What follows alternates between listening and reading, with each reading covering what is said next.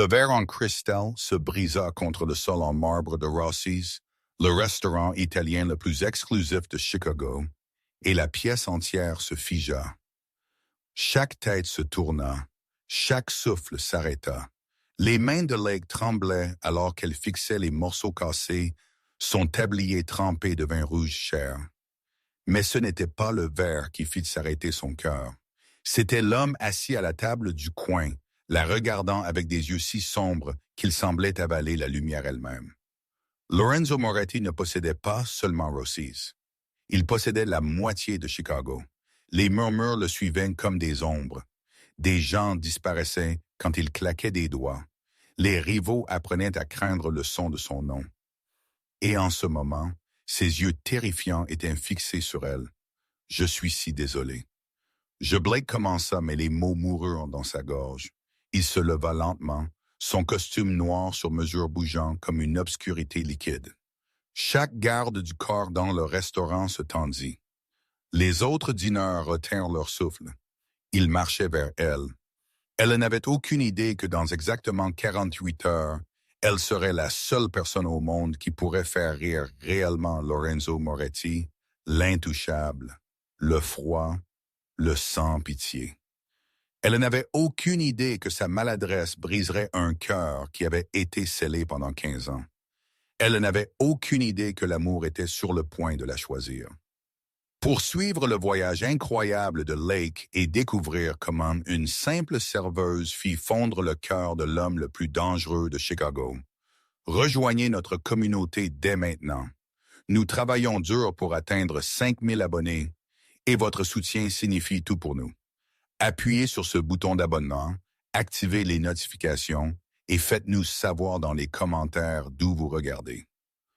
Grandissons ensemble. Blake avait travaillé chez Rossi's pendant 3 mois, et durant ces 3 mois, elle avait appris une règle cruciale, rester invisible. Le restaurant était une cathédrale de richesse, des plafonds vertigineux avec des lustres en cristal, des tables drapées de lin blanc, des bouteilles de vin qui coûtaient plus que son loyer mensuel. Les Cléonel étaient l'élite de Chicago, PDG, politiciens, célébrités. Et puis, il y avait les autres. Les hommes en costume cher qui ne souriaient pas, qui parlaient à voix basse, dont la présence rendait l'air plus lourd.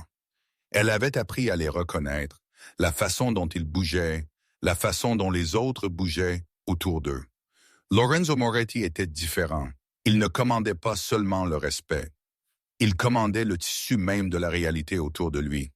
Quand il entrait chez Rossi's, c'était comme si l'univers se déplaçait sur son axe. Lake l'avait vu exactement 4 fois en 3 mois.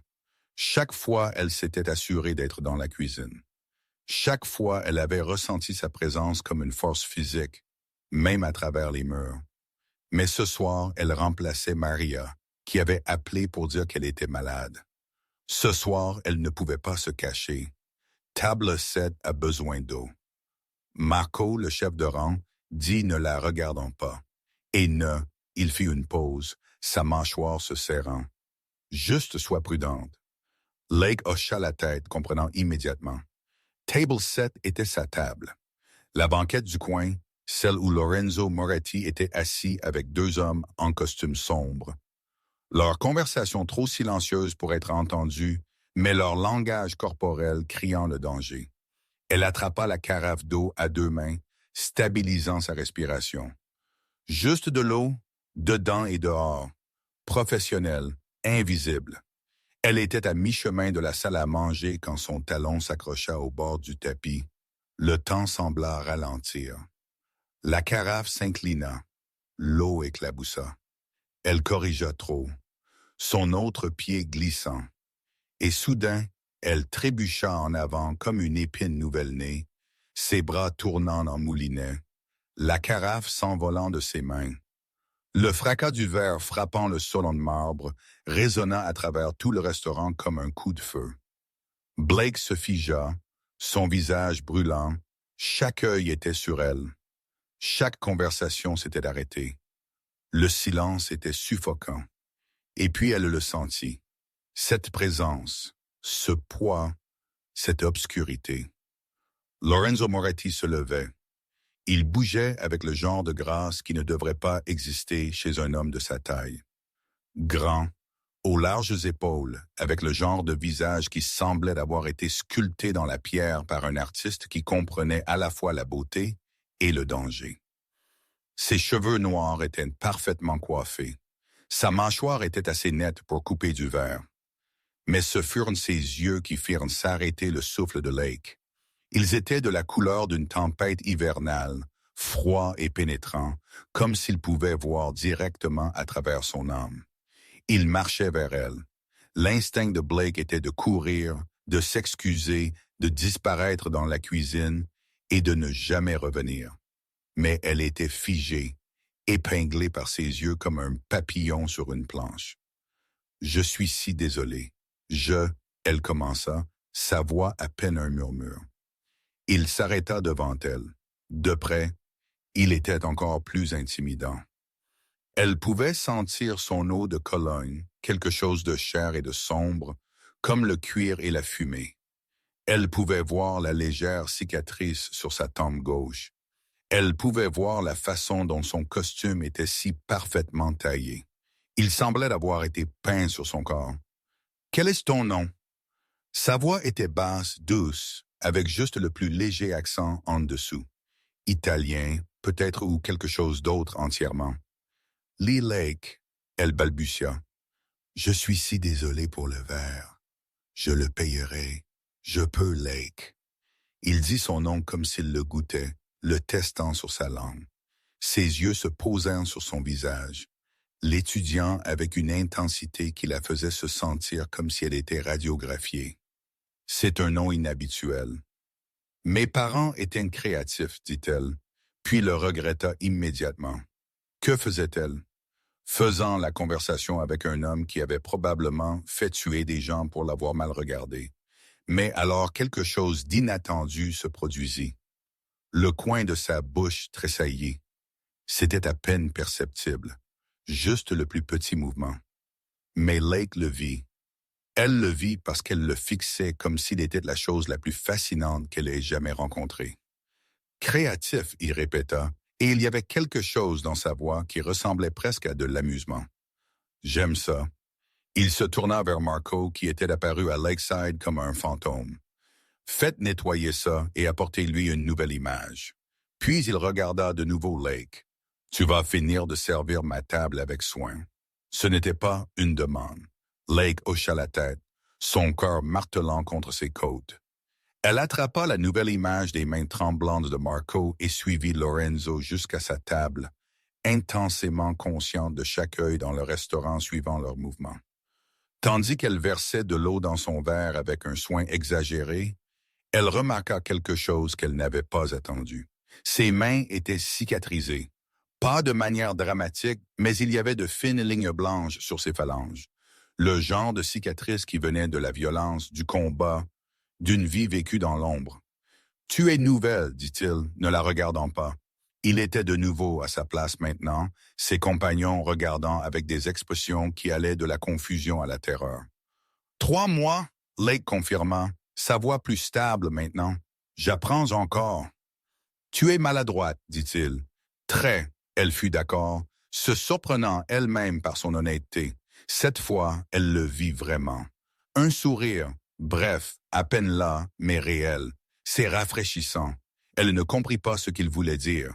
Elle ne comprit rien de tout cela.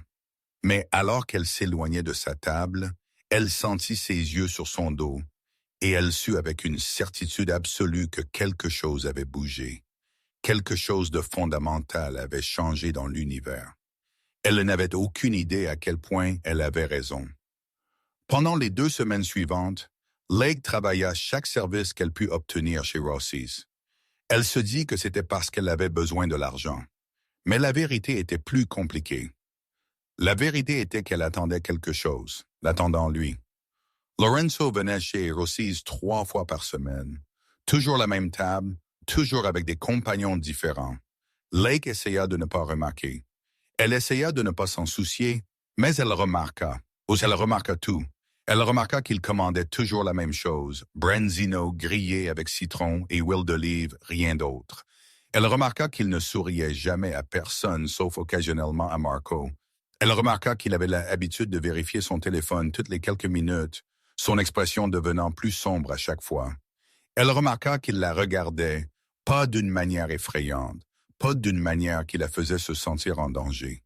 C'était plus comme de l'observation, comme si elle était un puzzle qu'il essayait de résoudre, comme si elle était intéressante pour lui d'une manière qui la déconcertait complètement. Lake avait grandi pauvre. Son père était parti quand elle avait 5 ans. Sa mère travaillait 2 emplois et arrivait encore à peine à payer le loyer. Lake avait appris tôt que le monde n'était pas gentil avec les gens comme elle. Le monde était pour les gens avec de l'argent, avec des relations, avec du pouvoir. Lorenzo Moretti avait les trois et il continuait à la regarder comme si elle comptait. C'était dangereux. Elle savait que c'était dangereux. Les autres serveurs chuchotaient à son sujet quand ils pensaient qu'elle ne pouvait pas entendre. Moretti est dangereux. Reste loin de Moretti. Il a tué des gens. Blake ne savait pas si tout cela était vrai, mais elle en savait assez pour être prudente. Elle n'était pas assez prudente. C'était un jeudi soir quand elle sentit une main sur son coude, douce mais ferme. Elle se retourna pour trouver Lorenzo debout à côté d'elle, et son cœur s'arrêta presque. « Marche avec moi, dit-il. Ce n'était pas une demande. »« Je travaille, dit Lake, mais elle posait déjà son plateau. Plus maintenant, pas ce soir. » Il la conduisit à travers la cuisine où chaque chef devint soudain très intéressé par sa cuisine et dehors par la porte arrière dans la nuit fraîche de Chicago. L'allée derrière Rossi's était étroite et sombre, éclairée seulement par la lueur de la ville au-delà. « Te demandes-tu pourquoi je t'ai demandé de venir avec moi ?» dit-il ne se retournant pas. Il regardait le ciel, les étoiles qui étaient à peine visibles à travers la pollution lumineuse de la ville. « Oui, Lake admit. Je me demande pourquoi je t'ai demandé de venir avec moi, dit-il. Je ne fais pas habituellement des choses comme ça. Je dévie de ma routine. Pourquoi me dis-tu ça? Lake demanda. Il se tourna finalement pour la regarder. Et dans l'obscurité, ses yeux semblaient presque doux, presque humains. Parce que tu es différente, parce que tu ne sais pas qui je suis. Et même si tu le savais, tu ne t'en soucierais pas parce que tu es la seule personne à Chicago qui m'ait jamais fait me sentir comme si je n'étais pas un monstre. Le souffle de Lake s'arrêta. Tu n'es pas un monstre. Tu ne sais pas ça, dit-il doucement. J'en sais assez, dit-elle, se surprenant elle-même par son courage. Je sais que tu m'as laissé garder mon travail après que j'ai cassé ton verre. Je sais que tu es gentil avec le personnel. Je sais que tu as des cicatrices sur tes mains qui racontent une histoire dont tu ne veux pas parler. Je sais que tu es solitaire. Il tressaillit à ce dernier mot comme si elle l'avait frappé. Mon nom est Lorenzo, dit-il, et cela ressembla à une confession. Lorenzo Moretti, et je suis sur le point de te dire quelque chose qui va tout changer. Lake attendit, son cœur battant. Je veux te connaître, dit-il. Pas comme une serveuse, pas comme quelqu'un qui travaille dans mon restaurant. Je veux connaître Lake, la vraie Lake, celle qui est maladroite et courageuse et honnête d'une manière qui me terrifie. Pourquoi? Lake murmura. Parce que, dit-il s'approchant, j'ai passé 15 ans à construire un empire.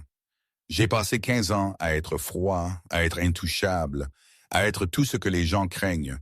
Et puis tu es entré dans mon restaurant et tu as cassé un verre. Et pour la première fois en 15 ans, j'ai ressenti quelque chose. Je me suis senti vivant. Lake aurait dû avoir peur. Elle aurait dû courir. Mais à la place, elle se retrouva à demander « Que veux-tu de moi ?» Une chance, dit-il simplement. Juste une chance de te connaître, pour voir si ce que je ressens est réel ou si c'est juste la nouveauté de quelque chose de différent. Et si ce n'est pas réel, Lake demanda, alors je te laisserai partir, dit-il, et tu n'auras plus jamais à me voir. Lake savait qu'elle devrait dire non. Elle savait que c'était dangereux, mais elle savait aussi qu'elle avait attendu quelque chose toute sa vie. Elle avait attendu que quelqu'un la voie. Vraiment? La voir? D'accord, dit-elle doucement. Une chance. Il sourit alors et cela transforma tout son visage. Cela le fit paraître plus jeune, moins dangereux, plus humain. Merci, dit-il, et il le pensait. Leur premier vrai rendez-vous était sur un toit privé surplombant le lac Michigan. Lorenzo avait envoyé une voiture pour elle, une Mercedes noire élégante qui fit regarder ses voisins. Il avait tout arrangé, une table dressée avec des bougies, du champagne qui coûtait plus que son loyer, de la nourriture préparée par un chef privé. C'était la chose la plus romantique qui lui fût jamais arrivée. Mais ce qui le rendait spécial n'était pas le luxe, c'était lui. Il lui posa des questions, de vraies questions, sur son enfance, ses rêves, ses peurs. Il écouta comme si ses réponses comptaient réellement. Il lui raconta des histoires sur son enfance à Chicago, sur sa famille, sur le moment où il réalisa qu'il devait choisir entre être bon et être puissant. « J'ai choisi le pouvoir, dit-il, et il n'y avait aucune excuse dans sa voix. Je ne le regrette pas, mais je ne m'attends pas non plus à ce que tu le comprennes. Je comprends plus que tu ne penses, dit Lake. Je comprends ce que c'est de faire des choses dont tu n'es pas fier parce que tu dois survivre. Il la regarda alors avec une expression qu'elle ne pouvait pas vraiment lire. « Que veux-tu dire? » Lake hésita. Elle avait gardé ce secret si longtemps, et maintenant, assise en face de lui sous les étoiles, cela ressemblait au bon moment pour le lui dire. « Quand j'avais 18 ans, dit-elle lentement, j'ai eu une opportunité. Un homme m'a offert de l'argent. Beaucoup d'argent. Il a dit tout ce que j'avais à faire était de livrer des colis. Je n'ai pas demandé ce qu'il y avait dedans. » L'expression de Lorenzo ne changea pas, mais elle sentit le changement dans l'air entre eux. « Je l'ai fait 3 fois, Lake continua, et puis j'ai réalisé ce que je faisais. J'ai réalisé que je devenais quelqu'un que je ne voulais pas être. Alors, j'ai arrêté, j'ai rendu l'argent. J'ai obtenu un emploi chez Rossi's et j'ai essayé d'être meilleur depuis. »« Pourquoi me dis-tu ça? » Lorenzo demanda doucement. « Parce que tu mérites de savoir qui je suis vraiment, » dit Lake. « Parce que si cela va être réel, cela doit être réel. Tout cela, le bon et le mauvais. » Il fut silencieux pendant un long moment. Puis il tendit la main à travers la table et prit sa main. « J'apprécie ton honnêteté, dit-il, mais j'ai besoin de te dire quelque chose aussi. » L'estomac de Lake se serra. C'était ça. C'était le moment où il révélerait qu'il était dangereux, qu'il était impliqué dans des choses qu'elle ne pouvait même pas imaginer, qu'ils ne pourraient jamais être ensemble. « Je ne suis pas juste un homme d'affaires, dit-il. Je suis sûr que tu as entendu des rumeurs. Je suis sûr que tu sais que les gens n'arrivent pas là où je suis en étant honnête. » Lake hocha la tête lentement. « Mais voici ce que tu dois comprendre, » continua-t-il. « Tout ce que j'ai fait, je l'ai fait pour construire quelque chose, pour créer quelque chose qui compte, et je l'ai fait tout seul. Je n'ai jamais laissé personne assez près pour compter. Jusqu'à toi, Lorenzo. » Lake commença, mais il leva une main. « Laisse-moi finir. » Finir,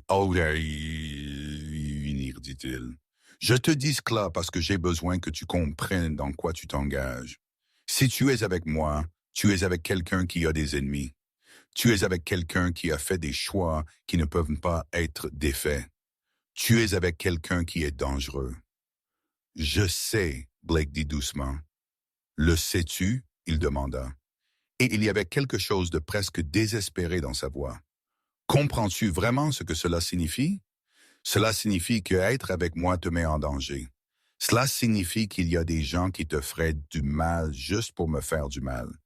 Cela signifie que ta vie ne sera plus jamais simple. » Lake pensa à sa vie avant Lorenzo. Elle pensa au petit appartement, aux services sans fin au restaurant, au sentiment d'être invisible. Elle pensa à quel point tout cela était vide. « Je ne veux pas le simple, » dit-elle. « Je veux le réel. Je veux quelqu'un qui me voit. Je veux quelqu'un qui me fait me sentir vivante. Et c'est toi. » Il l'attira à travers la table et l'embrassa. Ce n'était pas doux. C'était désespéré et intense et plein de tout le désir qui s'était accumulé entre eux depuis le moment où elle avait cassé ce verre. Cela avait le goût du champagne et de la promesse et du genre d'amour qui change tout.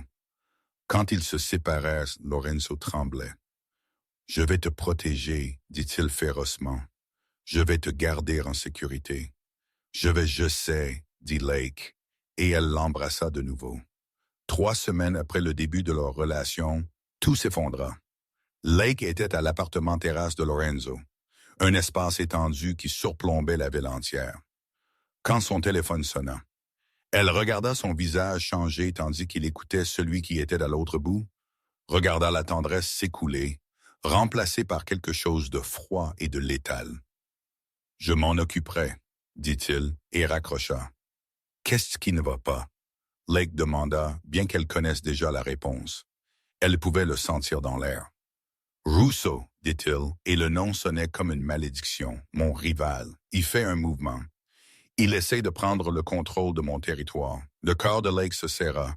C'était la partie qu'elle redoutait, la partie où son monde entrait en collision avec le sien. « Qu'est-ce que tu vas faire ?» elle demanda. « Ce que je dois faire, » dit-il, et il ne la regarderait pas. Pendant la semaine suivante, Lorenzo fut consumé. Il était absent la plupart du temps, et quand il était à la maison, il était distant, distrait, son esprit clairement ailleurs. Lake essaya d'être compréhensive, mais la peur la dévorait vivante. Peur qu'il allait être blessé. Peur qu'il allait faire quelque chose qui l'éloignerait d'elle pour toujours. Et puis, une nuit, elle surprit une conversation. Elle était venue à son appartement terrasse sans prévenir, voulant le surprendre.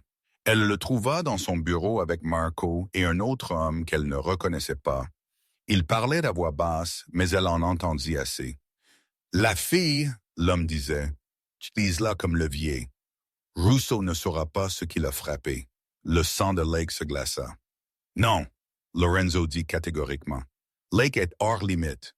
Elle ne fait pas partie de ça. »« Boss, si nous pouvions juste, j'ai dit non. » Lorenzo claqua. « Si quelqu'un la touche, si quelqu'un même la regarde mal, je brûlerai toute cette ville jusqu'au sol. Me comprends-tu? » Blake recula de la porte, son cœur battant. Elle comprit maintenant. Elle comprit qu'être avec Lorenzo signifiait être une cible. Elle comprit que sa présence dans sa vie pourrait être utilisée contre lui. Elle prit une décision. Le lendemain matin, elle lui laissa un mot. « Je ne peux pas faire ça. Hein? Je ne peux pas être la raison pour laquelle tu perds tout. Je suis désolé. » Comme elle quitta son travail chez Rossi's, elle fit une valise. Elle allait disparaître pour se retirer de sa vie, pour le protéger du danger que sa présence créait. Elle arriva jusqu'à l'aéroport. Elle était debout dans la file au comptoir des billets quand une main attrapa son bras. Elle se tourna pour trouver Lorenzo, et il avait l'air de n'avoir pas dormi depuis des jours. Son costume était froissé. Sa mâchoire était sombre de chaume. Ses yeux étaient sauvages. « Ne, » dit-elle simplement. « Tu ne comprends pas, » dit Lake, essayant de se dégager. « J'ai entendu ce qu'ils ont dit. J'ai entendu que je pourrais être utilisé contre toi. Je ne peux pas. »« Tu penses que je ne sais pas ça, » dit-il, et sa voix était brute. « Tu penses que je n'y ai pas pensé, Lake? J'ai passé toute ma vie à me protéger en ne me souciant de rien, et en ne laissant personne compter. Et puis tu es venu que tu as tellement compté que je ne peux plus penser clairement. » Les gens les regardaient maintenant, mais Lorenzo ne semblait pas s'en soucier. « Je ne vais pas t'utiliser comme levier, » continua-t-il, « et je ne vais pas laisser Russo t'utiliser non plus. Parce que tu sais ce que j'ai réalisé? J'ai réalisé que te perdre serait pire que de perdre tout le reste. J'ai réalisé que tu es la seule chose qui compte. » Lorenzo, Lake commença, mais il la coupa. « J'ai déjà géré Russo. Il dit que c'est fait. Il n'est plus une menace. Et j'ai fait très clairement savoir à tout le monde dans mon organisation que tu es intouchable, que tu es à moi à protéger, et quiconque essaiera de te faire du mal me rendra des comptes. »« Comment as-tu... » Lake commença. « J'ai des ressources, » dit-il simplement. « Et j'ai des gens qui sont très bons pour faire disparaître les problèmes. » Russo était un problème. Il est parti maintenant. Lake ne demanda pas de détails. Elle ne voulait pas savoir, mais elle comprit que Lorenzo avait fait quelque chose de significatif, quelque chose qui avait probablement impliqué de la violence ou des menaces ou des choses auxquelles elle ne voulait pas penser. Et qu'elle réalisa qu'elle ne s'en souciait pas, ou qu'elle se souciait de lui. Elle se souciait de la façon dont il la regardait, comme si elle était la seule chose le maintenant attachée à l'humanité. Elle se souciait du fait qu'il l'avait choisie, elle, plutôt que son empire, plutôt que son pouvoir, plutôt que tout ce qu'il avait construit. « Ramène-moi à la maison, dit-elle. » Il l'embrassa juste là à l'aéroport devant tout le monde. Et c'était une déclaration, c'était une promesse, c'était une déclaration qui disait « Cette femme est à moi, et je brûlerai le monde avant de la laisser partir. » L'appartement terrasse était silencieux quand ils arrivèrent. Lorenzo conduisit Lake aux fenêtres du sol Osaling qui surplombaient la ville. Chicago s'étendait sous eux comme un royaume. Toutes les lumières et la possibilité et le danger. « J'ai besoin de te demander quelque chose, dit-il. Et sa voix était différente maintenant, plus douce, plus vulnérable. « Et j'ai besoin que tu répondes honnêtement, » Blake attendit. « M'aimes-tu » il demanda. « Pas parce que je suis puissant, pas parce que je peux te donner des choses, pas parce que je suis dangereux ou excitant. M'aimes-tu, le vrai moi, l'homme qui a peur qu'il va te perdre, l'homme qui a passé 15 ans à être froid parce qu'il avait peur de ressentir quoi que ce soit. » Lake pensa à la question.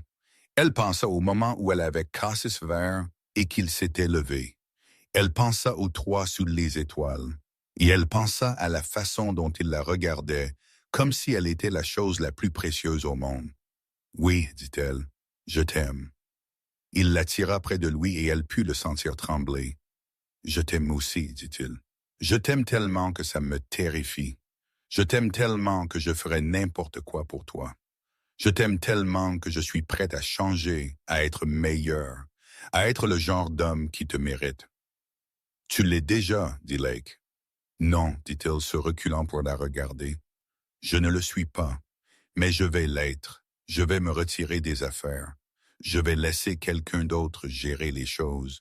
Je vais construire une vie avec toi qui est réelle, qui n'est pas construite sur la peur ou la violence ou le pouvoir. » Les yeux de Lake s'écarquillèrent. « Lorenzo, tu n'as pas à... »« Je veux, dit-il. Je veux me réveiller à côté de toi chaque matin. Je veux t'emmener dîner sans me soucier de qui regarde. Je veux construire quelque chose avec toi qui est juste à nous. Quelque chose de beau et de réel et de bon. »« Qu'en est-il de ton empire? » Lake demanda. « Ce n'est pas un empire, dit-il. C'est une prison et j'en ai fini d'être emprisonné. » Au cours des prochains mois, Lorenzo tint sa promesse. Il se retira de ses opérations commerciales, confiant le contrôle à un lieutenant de confiance. Il vendit des propriétés. Il liquida des actifs. Il démantela systématiquement l'empire qu'il avait passé 15 ans à construire. Et avec chaque pièce qu'il laissait partir, il semblait plus léger, plus libre, plus humain. Lake regarda la transformation avec émerveillement. Elle regarda l'homme froid, intouchable qu'elle avait rencontré pour la première fois devenir lentement quelqu'un de plus chaleureux, quelqu'un capable de rire de ses blagues, quelqu'un qui pouvait être vulnérable sans perdre sa force. Ils n'emménagèrent pas ensemble immédiatement. Lorenzo voulait faire les choses correctement. Il voulait la courtiser correctement pour construire quelque chose qui n'était pas précipité ou désespéré. Alors ils allèrent à des rendez-vous, de vrais rendez-vous. Ils allèrent à des musées et des restaurants et firent des promenades le long du lac. Ils parlèrent pendant des heures de tout et de rien. Et lentement, Lake réalisa quelque chose. Elle ne tombait pas seulement amoureuse de Lorenzo. Elle tombait amoureuse de l'homme qu'il devenait, de l'homme qu'il choisissait d'être. Un soir, environ 4 mois après qu'ils se soient rencontrés, Lorenzo la ramena sur le toit où ils avaient eu leur premier vrai rendez-vous. « J'ai quelque chose à te dire, » dit-il, et le cœur de Lake bondit. Elle pensa qu'il allait la demander en mariage, et elle se préparait déjà mentalement à dire oui. Mais à la place, il dit « On m'a offert un emploi légitime, diriger une entreprise de développement hôtelier. C'est ennuyeux et corporatif et complètement légal, et je veux le prendre. Lake Ritt. C'est ce que tu voulais me dire. Je voulais te le dire parce que je voulais demander si tu serais d'accord avec ça, dit-il. Je voulais demander si tu serais d'accord avec moi étant ennuyeux, avec moi étant normal, avec moi étant juste un gars ordinaire qui t'aime. J'adorerais ça, dit Lake, et elle le pensait. Il prit sa main et plaça quelque chose dans sa paume. C'était une clé. Qu'est-ce que c'est? Lake demanda. Une clé pour une maison, dit-il. Pas un appartement terrasse, pas un manoir. Une vraie maison dans un vrai quartier avec une cour arrière et une cuisine et de la place pour nous, pour construire une vie. Je veux que tu la vois. Je veux que tu me dises si tu l'aimes. Et si tu l'aimes, je veux que tu emménages avec moi. Pas parce que je suis puissant ou dangereux ou riche, mais parce que tu m'aimes et je t'aime, et nous voulons voir où cela va. Lake regarda la clé dans sa main, et des larmes commencèrent à couler sur son visage. Oui, non, mais, Charles, mais, étant bon, dit-elle, oui à tout cela. Il l'embrassa alors, et ce fut différent de tous les autres baisers. C'était plus calme, plus profond, plus certain. C'était le baiser d'un homme qui avait finalement trouvé ce qu'il cherchait. C'était le baiser d'un homme qui a choisi l'amour plutôt que le pouvoir, la vulnérabilité plutôt que la force, la connexion plutôt que l'isolement. C'était le baiser d'un homme qui était enfin vraiment vivant. 6 mois plus tard, Lake se tenait dans la cuisine de leur maison, leur vraie maison avec sa clôture en piquet blanc et son jardin et sa normalité belle et ordinaire. Et elle ne pouvait pas s'arrêter de sourire. Lorenzo était dans le salon en appel vidéo avec sa nouvelle entreprise. Il portait une chemise boutonnée au lieu d'un costume, et il riait de quelque chose que quelqu'un avait dit. Le son de son rire faisait toujours battre son cœur, mais maintenant c'était différent. C'était plus léger, plus libre. C'était le rire d'un homme qui avait finalement appris à être heureux. Elle avait quitté son travail chez Rossi's, mais pas parce qu'elle le devait. Elle avait quitté parce qu'elle le voulait. Elle prenait des cours maintenant, travaillant vers un diplôme en gestion hôtelière. Lorenzo avait offert de payer pour cela, mais Lake avait insisté pour travailler à temps partiel dans un café local pour aider. Elle avait besoin de savoir qu'elle construisait sa propre vie, pas seulement de vivre dans son ombre. La transformation avait été graduelle, mais elle était réelle. Lorenzo avait toujours ses arêtes.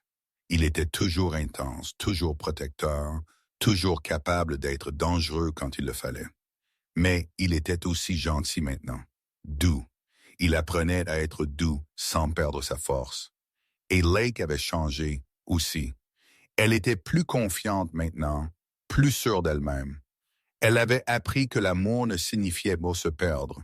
Cela signifiait trouver quelqu'un qui vous aimait tout entier, les parties maladroites, les parties courageuses, les parties brisées. Elle lui apporta du thé pendant qu'il était en appel, et il lui sourit d'une manière qui la faisait se sentir comme la personne la plus importante au monde, parce que pour lui elle l'était. Tandis qu'elle le regardait travailler, Lake pensa au moment où elle avait cassé ce verre. Elle pensa à la façon dont un petit accident avait tout changé.